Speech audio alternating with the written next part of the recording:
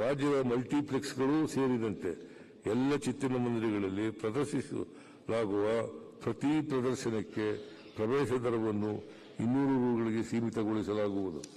Cinema ಕ್ಷೇತ್ರವನ್ನು ಉದ್ಯಮವೆಂದು ಪರಿಗಣಿಸಿ ಕೈಗಾರಿಕಾ ನೀತಿಯಡಿ ಒದಗಿಸಲಾಗುವ ಸೌಲಭ್ಯಗಳನ್ನು ನಮ್ಮ ಸರ್ಕಾರವು ಸಿನಿಮಾ ಕ್ಷೇತ್ರಕ್ಕೆ ಒದಗಿಸಲಿದೆ.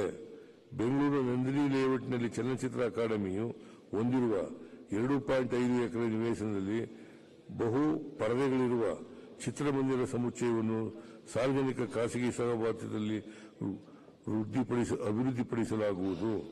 ಸಾಮಾಜಿಕ, ಚಾರಿತ್ರಿಕ ಮತ್ತು ಸಾಂಸ್ಕೃತಿಕ ಮೌಲ್ಯಗಳನ್ನು ಬಿಂಬಿಸುವ ಕನ್ನಡದ ಚಲನಚಿತ್ರಗಳನ್ನು ಡಿಜಿಟಲ್ ಹಾಗೂ ನಾನ್ ಡಿಜಿಟಲ್ ಮಾದರಿಯಲ್ಲಿ ಸಂರಕ್ಷಿಸಲು 3 ಕೋಟಿ ರು ವೆಚ್ಚದಲ್ಲಿ ಚಲನಚಿತ್ರ ಭಂಡಾರವನ್ನು ಸ್ಥಾಪಿಸಲಾಗುವುದು. ಸಂಕಷ್ಟದಲ್ಲಿರುವ ಪತ್ರಕರ್ತರಿಗೆ ಪ್ರಸ್ತುತ ನೀಡುತ್ತಿರುವ 12,000 ರೂಪಾಯಿ ಮಾಸಾಸನವನ್ನು 15,000